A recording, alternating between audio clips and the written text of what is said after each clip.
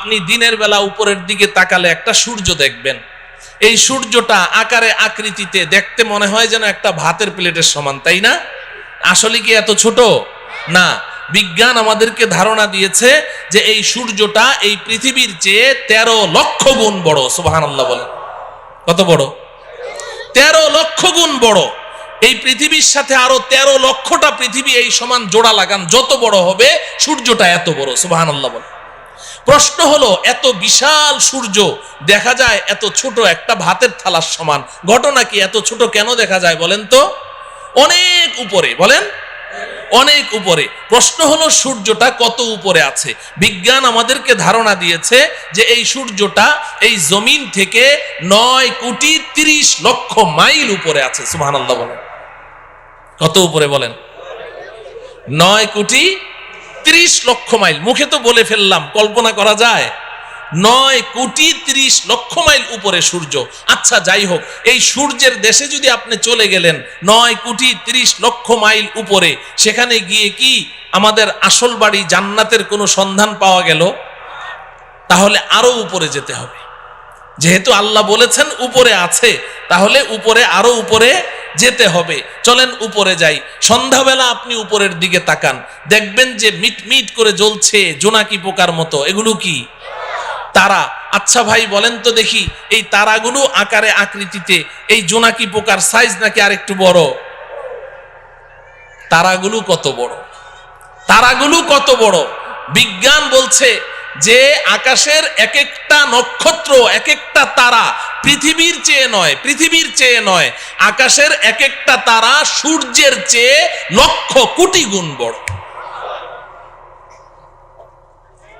এত বিশাল তারা দেখা যায় জোনাকি পোকার মতো।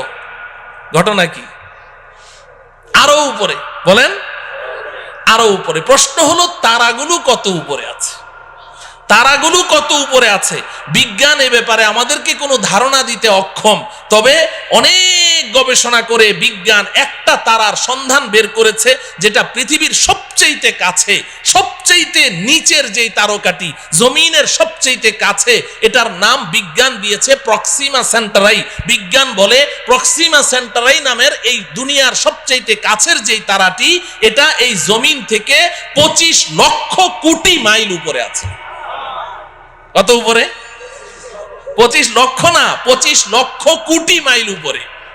25 কোটিও না, 25 লক্ষও না, কত?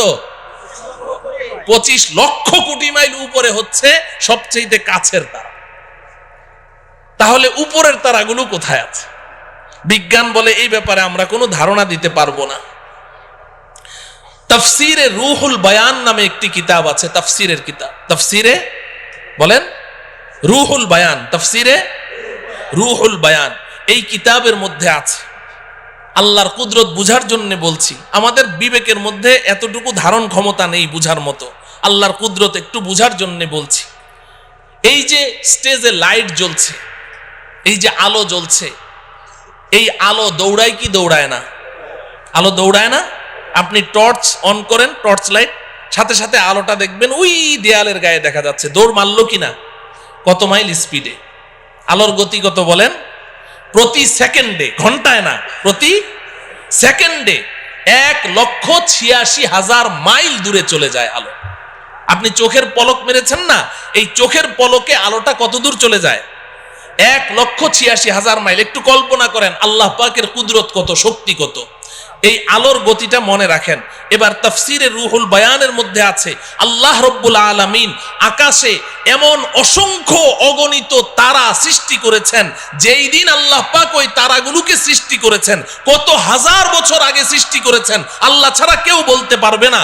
যেই দিন ওই তারাগুলো সৃষ্টি করেছেন, ওই দিন প্রত্যেকটা তারা তাদের নিজ নিজ আলো পৃথিবীর দিকে ছেড়ে দিয়েছে। ওই আলোগুলো দৌড় শুরু করেছে প্রতি সেকেন্ডে 1,86,000 মাইল স্পিডে দৌড় শুরু করেছে। আজও সেই আলো পৃথিবীর দিকে দৌড়াচ্ছে, আজও দৌড়াচ্ছে, এখনো পর্যন্ত পৃথিবীতে এসে পৌঁছতে পারে না। অতএব কল্পনা করে দেখুন যে আকাশের তারাগুলো কোথায় আছে। আল্লাহ। আচ্ছা, সেই আকাশের তারা যেখানে আছে সর্বোচ্চ তারা ওই পর্যন্ত গেলাম, কিন্তু আসল বাড়ির কোনো খোঁজ খবর পাওয়া গেল? হ্যাঁ, তাইলে আরো উপরে যেতে হবে। যেতে রাজি? এই জমিন থেকে সবার উপরে যেই তারাটি আছে এর উপরে আর কোনো তারা নেই, সৌরজগৎ শেষ, এরপরে মহাশূন্য শুরু হয়ে গেছে। এই জমিন থেকে সবার উপরে যেই তারাটি আছে ওই পর্যন্ত আপনি যেই পরিমাণ পথ অতিক্রম করলেন, সবার উপরের তারাটা পার হয়ে আরো ঠিক এই সমপরিমাণ মহাশূন্য পাড়ি দিয়ে আপনি যদি উপরে যেতে পারেন, সেখানে গিয়ে পাবেন প্রথম আসমানের তলা। কি পাওয়া যাবে?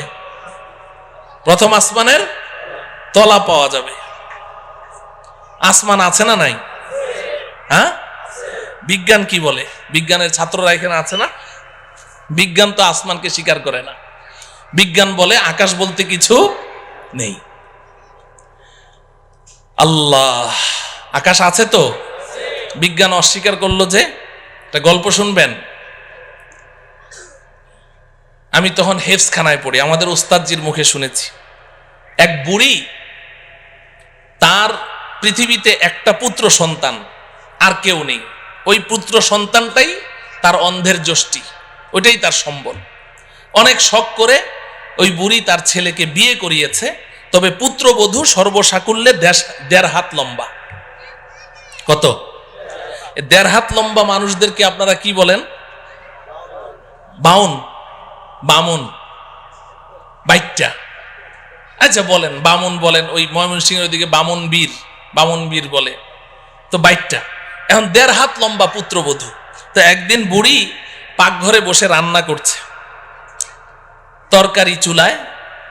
এখন পানি ঢালবে, কলসি নাড়া দিয়ে দেখে 1 ফোঁটা পানিও নেই। তো বৌমাকে ডাকলো, বৌমা কলসিটা নিয়ে যাও, পুকুর থেকে 1 কলসি পানি নিয়ে আসো, তাড়াতাড়ি আসো, চুলায় কিন্তু তরকারি, তাড়াতাড়ি আসো। বৌমা পানি আনতে গেছে তো গেছে, আধা ঘন্টা পার, বৌমা আর আসে না। বুড়ি চিৎকার করে বলছে, বৌমা পানি আনতে তো 5 মিনিট লাগে, তুমি আধা ঘন্টা পর্যন্ত করছোটা কি? তরকারি পুড়ে ছাই, আজকে কপালে আর তোমার খাবার জুটবে না, তুমি গেলে কোথায়, মরলে নাকি? বৌমা পাশের রুম থেকে চিৎকার দিয়ে বলে, আম্মা আমি 5 মিনিটেই তো পানি নিয়ে এসেছি, তো দিচ্ছ না কেন? ওই আম্মা একটা অ্যাক্সিডেন্ট হয়ে গেছে। কি অ্যাক্সিডেন্ট হলো? বলে যে আম্মা বিয়ের সময় আপনি না আমাকে একটা স্বর্ণের চেইন দিয়েছিলেন। বলে হ্যাঁ, ওই চেইনটা ছিঁড়ে কলসির মধ্যে পড়ে গেছে। তো হয়েছেটা কি? কলসির মধ্যেই তো পড়েছে। কয় যে আম্মা হ্যাঁ, কলসির মধ্যেই তো পড়েছে, তুমি নিজে দেখেছো? বলে আমি নিজের চোখে দেখলাম কলসির মধ্যে পড়েছে। তো তাহলে এক কাজ কর, তোর মাথায় কি বুদ্ধি শুদ্ধি নাই? তুই এক কাজ কর, কলসির মুখ দিয়ে হাতটা ভরে দে, কলসির তলা থেকে চেইনটা তুলে নে, পানিটা চেঞ্জ করে নিয়ে আয়, আর না হলে 5 মিনিট সময় বেশি লাগবে, তুই আধা ঘন্টা পর্যন্ত করছিসটা কি? বৌমা পাশের রুম থেকে চিৎকার দিয়ে বলে, আম্মা এই মাত্র আপনি যেই বুদ্ধিটা শিখাইলেন, আমি আধা ঘন্টা থেকে ওই কাজেই ব্যস্ত আছি। কিন্তু আম্মা বড় আশ্চর্যের ব্যাপার, আপনার কলসির তো তলা নাই। আপনার কলসির কি নাই? তলা নাই। বুড়ি পাকঘর থেকে বলে, বৌমা কলসির তলা তো কলসির তলার জায়গায় ঠিকই আছে, তুই যে বামন বীর বাইটটা, তোর হাত খাটো ওই পর্যন্ত যায় না। বলেন ঠিক কিনা? আল্লাহ রাব্বুল আলামিন কোরআনে হাকিমে বারবার বলেছেন, একটি নয়, দুইটি নয়, আমি 7টি আসমান সৃষ্টি করেছি। আল্লাহর কথা কখনো অবাস্তব হতে পারে না। আসমান তো আসমানের জায়গায় আছে। যে সকল বিজ্ঞানীরা তারা এই আসমানের অস্তিত্বকে অস্বীকার করেছে, তারা তো বাইটটা বামন বীর, তাদের হাত খাটো ওই পর্যন্ত যায় না। এজন্য পৃথিবীর শ্রেষ্ঠ বিজ্ঞানী মুসলিম দার্শনিক, আপনারা সকলেই তার নাম শুনেছেন, মহাকবি আল্লামা ইকবাল রহমতুল্লাহ আলাইহি। নাম শুনেছেন? মহাকবি আল্লামা ইকবাল একজন শ্রেষ্ঠ দার্শনিক ছিলেন, শ্রেষ্ঠ বিজ্ঞানী ছিলেন। তিনি সারাটা জীবন বিজ্ঞানের পেছনে দৌড়িয়েছেন, অক্সফোর্ড ইউনিভার্সিটিতে পড়াশোনা করেছেন, ইহুদি খ্রিস্টানদের মাঝেই তিনি বেড়ে উঠেছেন, কিন্তু আল্লাহ পাক তার নসিবে হেদায়েত লিখে রেখেছেন, এজন্য তিনি নষ্ট হন নাই, বেলাইনে যান নাই। তিনি সারা জীবন বিজ্ঞানের পেছনে দৌড়িয়ে জীবনের শেষ মুহূর্তে এসে আত্মসমর্পণ করেছেন। সারেন্ডার করেছেন, তিনি স্বীকার করেছেন বিজ্ঞান মানেই হচ্ছে একটা ধোঁকা, বিজ্ঞান মানেই হচ্ছে একটা মরিচিকা। কারণ বিজ্ঞান সকালে এক থিওরি দেয়, বিকালে ওটাকে অস্বীকার করে যে না ওটা ঠিক নাই, আবার নতুন থিওরি দেয়, আবার পরের দিন ওটাকে অস্বীকার করে, আবার নতুন থিওরি দেয়। আমরা এক সময় শুনেছি যে বিজ্ঞান এক সময় জোরে সোরে দাবি করেছে যে সূর্য ঘুরে, পৃথিবী ঘুরে না, সূর্য ঘুরে, পৃথিবী ঘুরে না। এরপর মাঝখানে আরেক দল বিজ্ঞানী কিছুদিনের জন্য আবিষ্কার হলো, তারা এসে বলল যে না আগের বিজ্ঞানীদের থিওরি ভুল। বলে সঠিকটা কি? কয় যে পৃথিবী ঘুরে, সূর্য ঘুরে না। এখন বর্তমান দুনিয়ার সমস্ত বিজ্ঞানী প্রায় একমত, তারা বলে আগের দোনোদল বিজ্ঞানীদের থিওরি ভুল। বলে সঠিকটা কি? কয় যে সূর্যও ঘুরে, পৃথিবীও ঘুরে। বলে কি বলে না? এখন বর্তমান বিজ্ঞানের দাবি কি? সূর্যও ঘুরে, পৃথিবীও ঘুরে। আর কিছুদিন যদি বাঁচি তাহলে দেখবো আরেক দল বিজ্ঞানী আসবে, এসে বলবে আগের তিনোদল বিজ্ঞানীদের থিওরি ভুল। বলে তাহলে সঠিকটা কি? বলবে একটাও ঘুরে না। অসম্ভব কি? বলতে পারে। তো বিজ্ঞান মানেই হচ্ছে মরিচিকা, এক একবার এক এক থিওরি দেয়। তো আল্লামা ইকবাল রহমতুল্লাহি আলাইহি সারাটা জীবন বিজ্ঞানের পেছনে দৌড়ালেন, এরপরে অন্তিম মুহূর্তে এসে আত্মসমর্পণ করছেন। কোই कहता है नहीं है, कोई कहता है कि है, या खबर है या नहीं है तेरी दुनिया का वजूद। अब जुनू से काम लूंगा मैं रहे तहकीक में, अक्ल के पीछे बहुत ही वक्त जाया कर चुका, अक्ल के पीछे बहुत ही वक्त जाया कर चुका। আল্লামা ইকবাল বলেন রব্বুল আলামিন সারাটা জীবন তো বিজ্ঞানের পেছনে দৌড়ালাম, কিন্তু বিজ্ঞান আজকে এক থিওরি দেয়, কালকে এক থিওরি দেয়। একবার বলে সূর্য ঘুরে, একবার বলে পৃথিবী ঘুরে, একবার বলে দুটোটা ঘুরে, একবার বলে আসমান আছে, আরেকবার বলে আসমান নাই। আমি তো পাগল হয়ে যাওয়ার পালা রব্বুল আলামিন। আর আমি বিজ্ঞানের পেছনে দৌড়াতে চাই না। এখন আপনার কাছে জীবনের অন্তিম মুহূর্তে আমার একটাই দরখাস্ত, अब जुनू से काम लूंगा मैं रहे तहकीक में, अक्ल के पीछे बहुत ही वक्त जाया कर चुका। রব্বুল আলামিন এখন আর আমি বিজ্ঞানের মাধ্যমে কোনো জিনিস যাচাই করতে চাই না, এখন আমি আপনার কিতাব কোরআনের মাধ্যমে যাচাই করতে চাই। আপনি যেটা বলবেন ওটাকেই বিশ্বাস করতে চাই, এবং আপনি আমাকে ওই বিজ্ঞানীদের দল থেকে বের করে ওই সমস্ত বান্দাদের অন্তর্ভুক্ত করে দেন যেই বান্দাদেরকে দুনিয়ার মানুষ আপনার পাগল মনে করে, আমাকে ওই পাগলদের অন্তর্ভুক্ত করে দেন। আসমান আছে না নাই? গেলাম প্রথম আসমানের তলা, মনে আছে তো? তো প্রথম আসমানের তলা পর্যন্ত না গেলাম, কিন্তু আসল বাড়ি জান্নাতের কোনো খোঁজ খবর পাওয়া গেল? আরো উপরে যাওয়া লাগবে। এই জমিন থেকে প্রথম আসমানের তলা পর্যন্ত যতটুকু পথ আপনি পাড়ি দিয়েছেন, ভালো করে বুঝেন, এই জমিন থেকে প্রথম আসমানের তলা পর্যন্ত যতটুকু পথ পাড়ি দিয়েছেন, প্রথম আসমানটা মোটাও এই পরিমাণ। সুবহানাল্লাহ বলেন। প্রথম আসমানটা মোটাও এই পরিমাণ। এরপর প্রথম আসমান থেকে দ্বিতীয় আসমানের দূরত্ব এই পরিমাণ, দ্বিতীয় আসমানটাও মোটা এই পরিমাণ।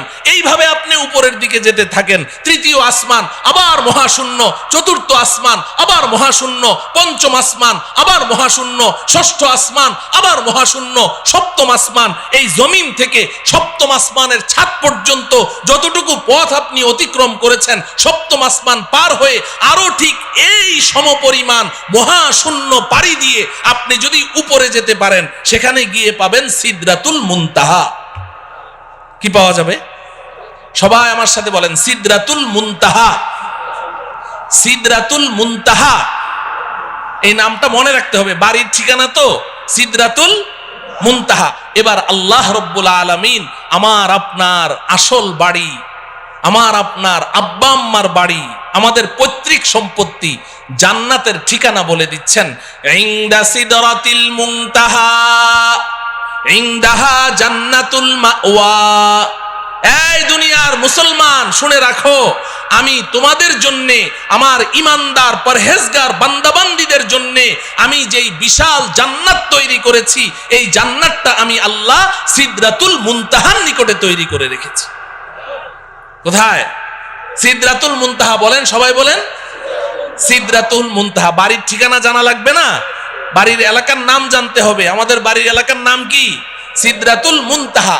আল্লাহ রাব্বুল আলামিন বলছেন ওই সিদরাতুল মুনতাহার নিকটে আমি আল্লাহ জান্নাত নামের বাড়ি তৈরি করে রেখেছি। মুহতারাম হাজরিন, আমাদের দেশের কিছু নষ্ট ভ্রষ্ট নাস্তিক দাবিদার কিছু ছেলেরা, এরা এই মাঝে মধ্যে উল্টাপাল্টা কিছু বকাবকি করে কোরআন হাদিস ইসলাম ঈমান সম্পর্কে, আল্লাহ রসুল সম্পর্কে। এই ভ্রষ্ট নষ্ট ছেলেগুলো তারা বলে জান্নাত বলতে কিচ্ছু নাই। জান্নাত আছে না নাই? এখন ওরা জান্নাতকে অস্বীকার করে কেন জিজ্ঞাসা করেন, বলবে যে আমাদের নাস্তিকদের একটা থিওরি আছে, যা চোখে দেখি না তা বিশ্বাস করি না। নাস্তিকরা যা চোখে দেখে না তা বিশ্বাস করে না, এটা ওদের দাবি। তো বলে যে আমরা পৃথিবীর উত্তর থেকে দক্ষিণ মেরু, পূর্ব থেকে পশ্চিমে, উপরে যেতে যেতে চাঁদের দেশ মঙ্গল গ্রহ সবই তো ঘুরলাম, কই জান্নাত তো কিছুই দেখলাম না, এই জন্য জান্নাত বলতে কিচ্ছু নেই। নাউজুবিল্লাহ বলেন। আচ্ছা বলেন, জান্নাতটা কোন জায়গায় আছে? সিদরাতুল মুনতাহা। সিদরাতুল মুনতাহা কোথায় আছে বুঝলেন তো?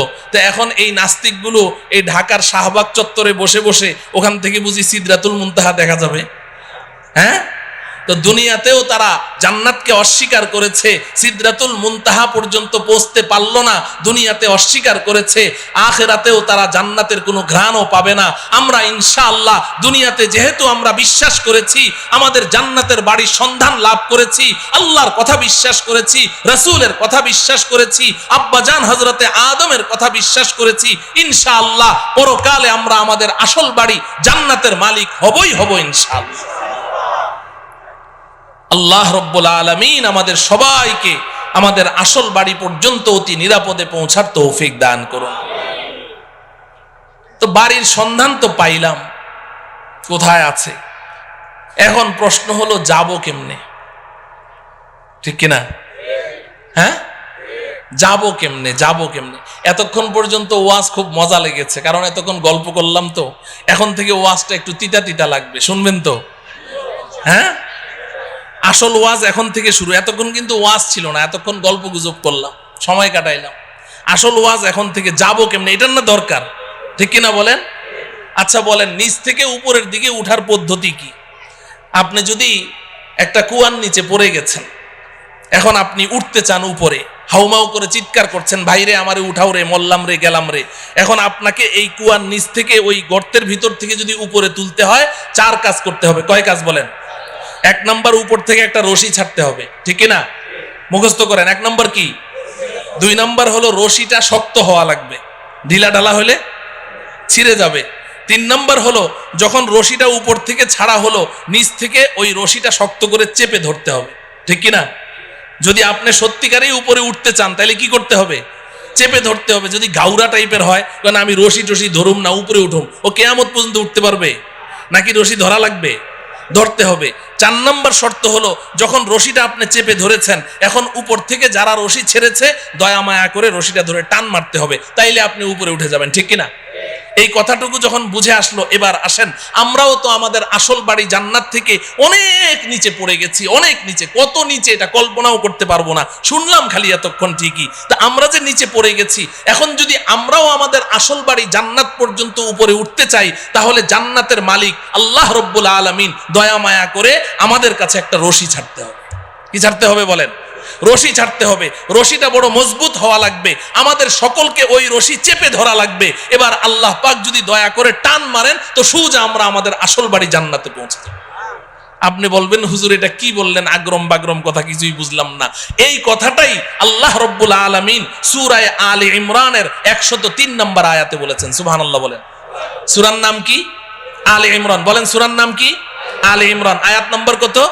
103। মনে রাখবেন, সূরা আলে ইমরান। সবাই বলেন সূরা আলে ইমরান, আয়াত নাম্বার 103। আল্লাহ পাক বলছেন, ওয়াতাসিমু বিহাবলিল্লাহি জামিআন ওয়া লা তাফাররাকু। এই দুনিয়ার মানুষ, শক্ত করে ধরো। ইতাসিমু, আল ইতিসাম মজবুতি কে সাথ পাকড়না, শুধু ধরা না। ধরার আরবি ইতিসাম না, ধরার আরবি হলো আখাযা ইয়াখুযু, আখযান মানে ধরা। আল্লাহ পাক খুজু বলেননি, ইতাসিমু বলেছেন, শক্ত করে ধরো। বিহাবলিল্লাহ, আল্লাহর রশি। সুবহানাল্লাহ বলেন। হাবলুল্লাহ মানে কি? আল্লাহর রশি। হাবলুল্লাহ মানে কি? আল্লাহ বলছেন ইতাসিমু বিহাবলিল্লাহ, আল্লাহর রশি ধরো, জামিআন, সবাই মিলে ধরো, একজন দুইজন না, এই রশি ছিঁড়ার কোনো সম্ভাবনাই নাই, সবাই মিলে ধরো। ওয়ালা তাফাররাকু, আল্লাহর রশি ধরতে গিয়ে আপোষের মধ্যে বিচ্ছিন্ন হয়ে যেও না। সুবহানাল্লাহ বলেন। বুঝে থাকলে বলেন। সূরা আলে ইমরানের 103 নম্বর আয়াতে আল্লাহ পাক আমাদের সবাইকে কি ধরতে বলেছেন? কার রশি? কার রশি? সবাই বলেন কার রশি? আল্লাহর রশি ধরতে বলেছেন তো? ধরতে রাজি আছি তো?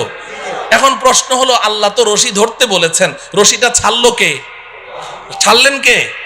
রশিটাকে শক্ত বানাইলো কে? রশি ধরে টান মারবে কে? আমাদের কাজ কি? কথা বলে না। ধরা আমাদের কয় কাজ? বাকি 3 কাজ কার? ওই 3 কাজের ওয়াজের দরকার নেই, ওটা তো আল্লাহর কাজ। আমাদের কাজ কয়টা? তাইলে এখন প্রশ্ন হলো ধরবো কেমনে?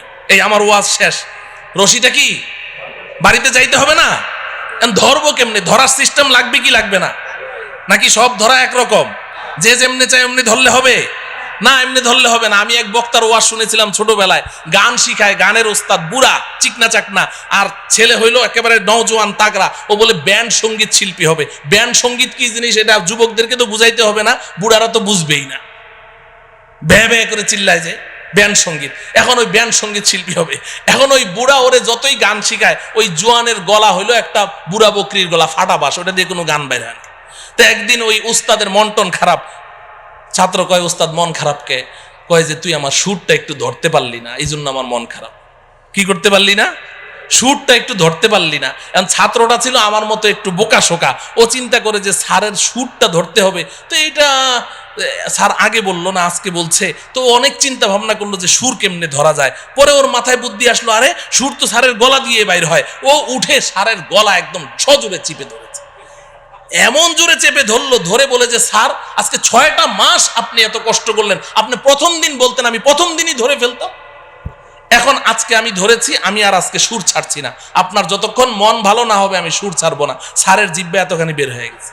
এখন স্যার তো কথাবার্তা বলতে পারে না। এখন স্যার যত উ আ করে বুঝাইতে চেষ্টা করে যে বেটা সুর ধরার সিস্টেম তো এটা না, তুই সিস্টেম লস করেছিস, কিন্তু কথা তো বলতে পারে না, ও আ করে। তো ওই ছেলে মনে করেছে জুইত মতো ধরা হয় নাই, ও আরো শক্তি দিয়ে চেপে ধরেছে, তো 10 মিনিটের মধ্যে স্পট ডেড, ওখানেই শেষ। এটা বুঝি সুর ধরার সিস্টেম? কথা বলে না।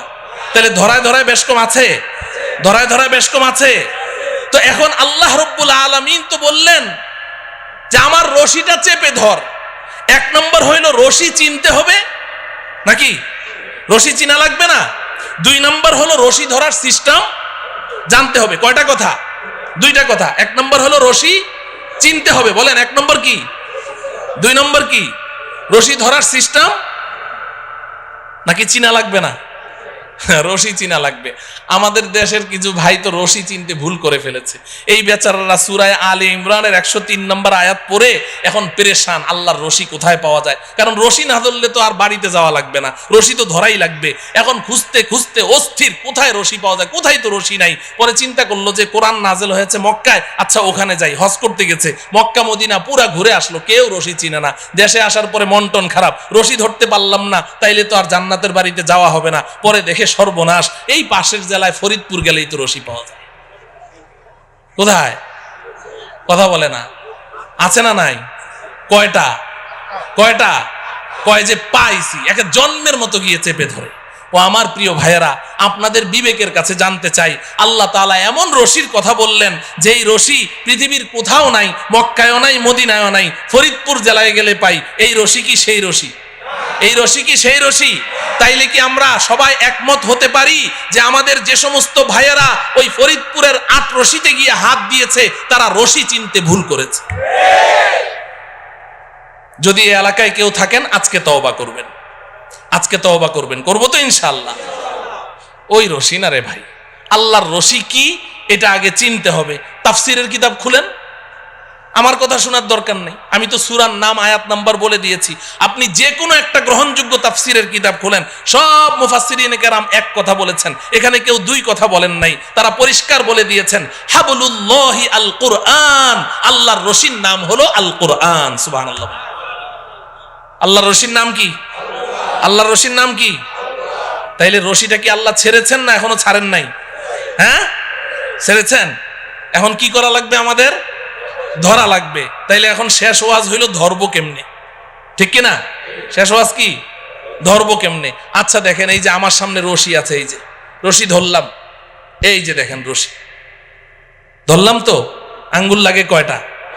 হ্যাঁ, কেউ যদি বলে যে আমি 5 আঙ্গুল দিয়ে ধরুম না, 4 আঙ্গুল দিয়ে ধরুম, তো ঝুলে থাকতে পারবে? টান মারলে ঝুলতে পারবে? 2 আঙ্গুল দিয়ে ধরলে? 5 আঙ্গুল দিয়ে যদি ধরি, এবার মাইকম্যানকে বলেন রশি টান দিবে, রশি ছিড়বে, আমার হাত ছুটবে না, ঠিক কিনা? তাইলে শক্ত করে ধরতে হইলে আঙ্গুল লাগে কয়টা? আল্লাহর রশি ধরতেও আঙ্গুল লাগবে 5টা। সুবহানাল্লাহ বলেন। এখন আমি এই 5টা আঙ্গুলের নাম বলবো, সবাই মুখস্থ করবেন। বাকি 5 আঙ্গুলের ওয়াজ আর করা আজকে হবে না, পাশেই তো থাকি, আরেকবার আসমনি যদি আল্লাহ তৌফিক দেয়। 5 আঙ্গুলের ওয়াজ, এক একটা আঙ্গুলের ওয়াজ 1 ঘন্টা করে কমপক্ষে লাগবে, তাইলে না 5 আঙ্গুলের ওয়াজ করা যাবে, ঠিক কিনা? তো এখন 5টা আঙ্গুলের নাম আগে মুখস্থ করেন, আমি সংক্ষিপ্ত একটা এক্সরে রিপোর্ট দিয়ে যাই যে আঙ্গুলগুলো সুস্থ আছে কিনা, ধরা আছে কিনা। হ্যাঁ, মাঝে মধ্যে এক্সরে রিপোর্টটা বাইর করে দেখবেন, দেখবেন তো ইনশাআল্লাহ। আল্লাহর রশি ধরার 1 নম্বর আঙ্গুলের নাম হলো ঈমান। বলেন, সবাই বলেন। 1 নম্বর আঙ্গুলের নাম কি? ঈমান। 2 নম্বর আঙ্গুলের নাম ইবাদত। সবাই বলেন, ইবাদত, ইবাদত। 3 নম্বর আঙ্গুলের নাম মুআমালা। আমি পরে অর্থ বলে দিব, এখন না বুঝেই মুখস্থ করেন। মুআমালা, মুআমালা, মুআমালা। 4 নম্বর মুআশারা, মুআশারা, মুআশারা। 5 নম্বর আখলাক, আখলাক, আখলাক। কয়টা হলো? 5টা। আবার বলি, 1 নম্বর কি? সবাই বলেন, ঈমান। 2 নম্বর ইবাদত, বলেন। 3 নম্বর মুআমালা, মুআমালা বলবেন না, মুআমালা, মুআমালা। 4 নম্বর মুআশারা, মুআশারা। 5 নম্বর আখলাক। কয়টা হলো? এই 5টা আঙ্গুল লাগবে, এই 5টা আঙ্গুল লাগবে। আপনারা সবাই শিক্ষিত মানুষ, সমজদার মানুষ, আপনারা বুঝে ফেলেছেন যে এই আঙ্গুল সেই আঙ্গুল না, ঠিক কিনা? রক্ত মাংসের আঙ্গুল না। তার মানে কি? এই যে 5টা কথা বললাম, ইসলাম এই 5টা সেক্টরে বিভক্ত, এই 5-এর বাইরে আর ইসলাম নাই। আমাকে, আপনাকে, প্রত্যেককে এই 5ও সেক্টরে খাঁটি মুসলিম হতে হবে। তাহলে 5টা আঙ্গুল সহি শুদ্ধ আছে, আল্লাহর রশি ধরা আছে। এবার অপেক্ষায় থাকেন, আল্লাহ টান মারবে, ঝুলে থাকবেন, তো সোজা আসল বাড়ি জান্নাতে পৌঁছে যাবে। এই 5টা আঙ্গুল সুস্থ সবল রাখবো তো ইনশাআল্লাহ। 1 নম্বর আঙ্গুলের নাম কি? ঈমান। বলবেন যে হুজুর, ঈমান তো সবাই জানি, সময়ও যেহেতু শেষ, ঈমানের ওয়াজ তো দরকার নাই, নামাজ রোজা না পড়তে পারি, কিন্তু ঈমানটা তো পাক্কা, অতএব ঈমানের ওয়াজের দরকার নাই। না আছে? হ্যাঁ, ঈমানের ওয়াজের দরকার আছে, খুব বেশি ঈমানের ওয়াজের দরকার। ঈমানের ওয়াজ বেশি করে করা দরকার। বর্তমান দুনিয়ার মুসলমানরা ঈমানের ব্যাপারে ধোকার মধ্যে আছে। ঈমানের ব্যাপারে কি আছে? ধোকার মধ্যে আছে। ঈমানের ওয়াজ বেশি করে করতে হবে, ঈমান বুঝতে হবে। আমরা মুখে মুখে তো কত কথাই বলি। আমাদের বাংলাদেশের অধিকাংশ মুসলমান, এরা মনে করে ঈমান মানে আল্লাহকে বিশ্বাস, স্রষ্টাকে বিশ্বাস করা। এরা মনে করে ঈমান মানে নবীজি সাল্লাল্লাহু আলাইহি সাল্লামকে বিশ্বাস করা।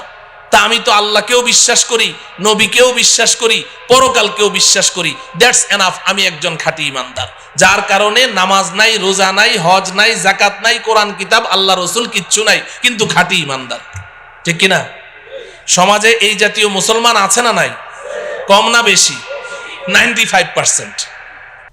তো যে কথা বলছিলাম, তাইলে 1 নম্বর আঙ্গুলের নাম কি? সব ক্ষমতা কার হাতে? সব ক্ষমতা কার হাতে? নাকি জনগণের হাতে? সব ক্ষমতার উৎস কে? জনগণ না আল্লাহ? আল্লাহ। সব ক্ষমতা কার হাতে? সন্তান দেওয়ার মালিক কে? তাইলে সন্তান না হইলে শাহ আলী মাজারে যাবেন? হ্যাঁ, যায় না মুসলমানরা? যায়। শাহ আলী বাবা কি সন্তান দিতে পারে? আপনি সন্তানও হারা, আর শাহ আলী বাবার কাছে গিয়ে যখন বলবেন যে একটা সন্তান চাই, তখন হইবেন ঈমান হারা। সন্তানও পাইলেন না, ঈমানও পাইলেন না, কট্টর একটা কাফের হয়ে বের হইলেন, আমও গেল, ছালাও গেল।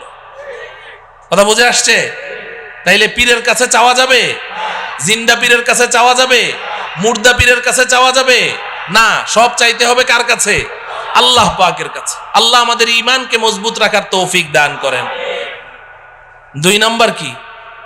2 নম্বর আঙ্গুল কি? ইবাদত। ইবাদত নামাজ কি?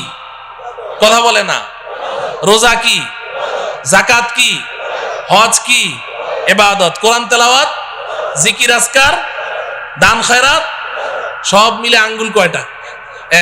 এটা বুঝেন, ভালো করে বুঝেন, খুব বুঝেন।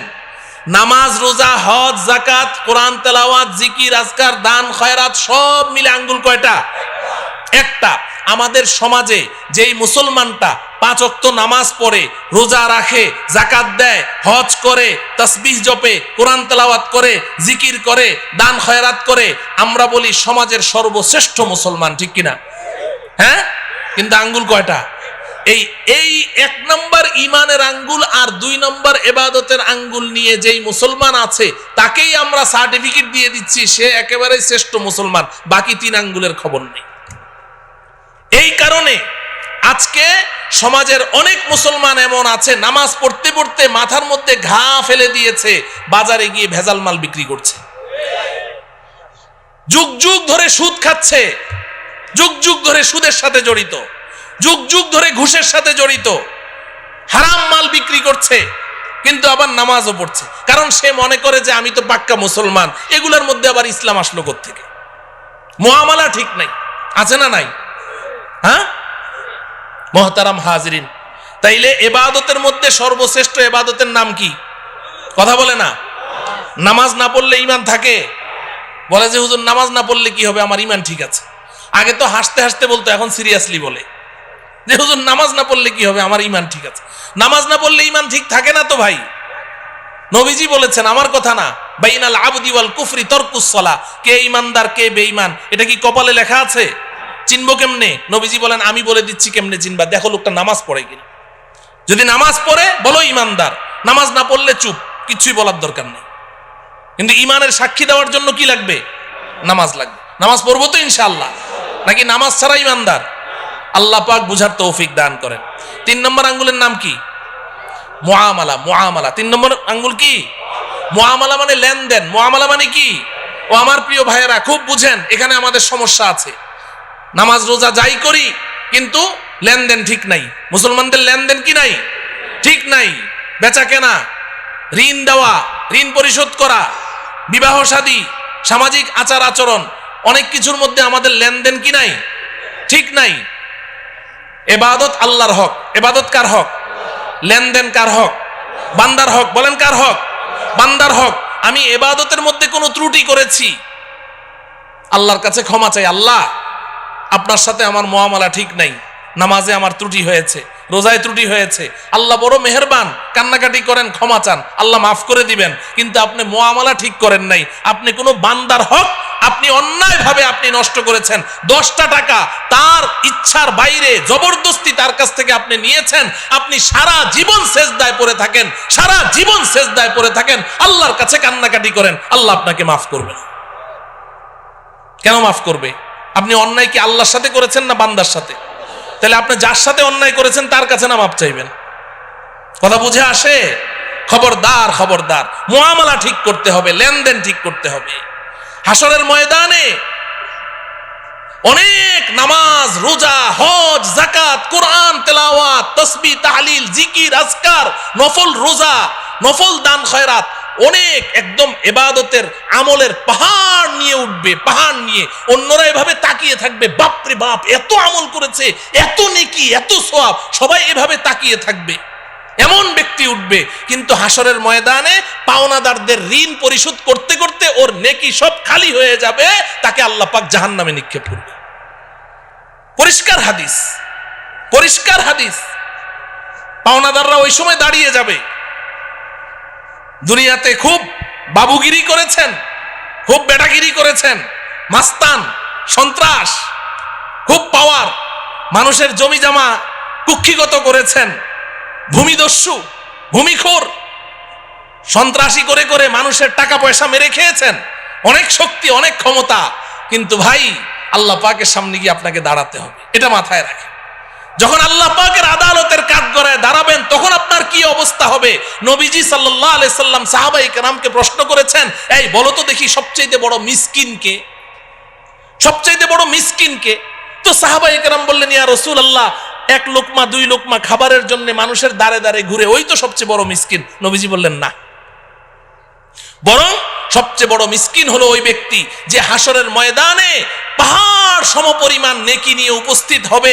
আল্লাহ পাক তার জন্য জান্নাতের ফায়সালা করবেন। সে যখন জান্নাতের দিকে রওনা করবে, পেছন থেকে একজন দাঁড়িয়ে বলবে, রব্বুল আলামিন, লোকটা কই যায়? আল্লাহ বলবেন, ওর জান্নাত দিয়ে দিয়েছি, দেখো না কি পরিমাণ নেকি নিয়ে আসছে। আল্লাহ একটু দাঁড়াইতে বলেন, কি সমস্যাটা কি? দুনিয়াতে আমি ওর কাছে 5 লাখ টাকা পাইতাম, দেয় নাকি? তাই নাকি? এদিকে আস, এদিকে আস। এই ধরা খায় গেল। ও 5 লাখ টাকা পাইতো? বলে হ্যাঁ। দাও, টাকা দাও। আল্লাহ টাকা দেবো কোত্থেকে? এখানে টাকা পাবো কোথায়? এখানে তো টাকার লেনদেন নাই। বলে কিসের? বলে নেকির লেনদেন হয়, 5 লাখ টাকার নেকি দিয়ে দাও। তো ওর ওখান থেকে 5 লাখ টাকার নেকি দিয়ে দিবে। তো একজন পাওনাদার যারা নাকি মানুষের টাকা নিয়ে মাইরা খায়, এরা কি একজনের টাকা মেরে খায় খালি, নাকি এটা তার অভ্যাস? তো যখন এক পাওনাদারে পেয়ে গেল নেকি 5 লাখ টাকার, বাকি পাওনাদাররা কয়, বাহ চমৎকার, তো এখন সব দাঁড়ায় যাবে। আল্লাহ আমি পাইতাম 1 লাখ, আল্লাহ আমি 2 লাখ, আল্লাহ আমি 10 টাকা, আমি 20 টাকা, সব দাঁড়ায় যাবে। আল্লাহ বলবেন, দাও দাও। এই নেকি পরিশোধ করবে, ওই ঋণ পরিশোধ করতে করতে এক পর্যায়ে তার নেকি শেষ হয়ে যাবে। নবীজি বলেন, পাওনাদারদের সিরিয়াল এখনো রয়ে গেছে, নেকি শেষ। এবার আল্লাহ রব্বুল আলামিন বলবেন, দাও। আল্লাহ শেষ, দিব কোত্থেকে? ও আচ্ছা নাই, তো এক কাজ করো, তোমরা যে যত টাকা পাও ওই অত টাকার গুনাহ ওর আমল নামায় দিয়ে দাও। নাউজুবিল্লাহ বলেন। ও আমার প্রিয় ভাইয়েরা, বুঝেন, বুঝতে চেষ্টা করেন। এগুলো কোনো আরব্য উপন্যাসের কথা বলছি না, গল্প কাহিনী বলছি না, এটা হাদিসের কথা বলছি, রাসূলের কথা বলছি। কোনো উপায় থাকবে না, এখনো ঠিক করেন লেনদেন, এখনো ঠিক করেন। 1টা টাকা কেউ পায়, 2টা টাকা পায়, 5টা টাকা পায়, অন্যায় ভাবে নিয়েছেন, তাড়াতাড়ি পরিশোধ করেন। কোনো উপায় থাকবে না, কোনো উপায় নাই। এখানে কারো সুপারিশ চলবে না, দেওয়াই লাগবে, না হলে জাহান্নাম।